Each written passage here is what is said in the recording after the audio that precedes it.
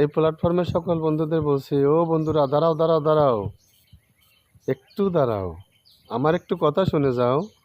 আমি তোমাদের কাছে লাইক বা কমেন্ট চাচ্ছি না। আমি কি চাচ্ছি জানো? আমার এই দেহখানা বানাইছেন কে? আল্লাহ। আমি আসছি শিশুকালে, এক একেবারে তুলার মতো নরম ছিল। এখন দেখেন আমাকে, আস্তে আস্তে আমি বৃদ্ধ হয়ে যাচ্ছি। তো আল্লাহ তাআলার কাছে এমন কোনো কাজ করব না যে কাজে আমার শিরক হয়ে যায়। শিরক কি জানেন? আল্লাহ তাআলার হুকুম পালন না করা, আল্লাহ তাআলার বরত্ব কাজ করা। আমরা এমনভাবে চলবো যে কাজের ভিতরে কোনো বরত্ব হবে না। আমরা এমন কাজ করব যে কাজের ভিতরে কোনো শিরক থাকবে না।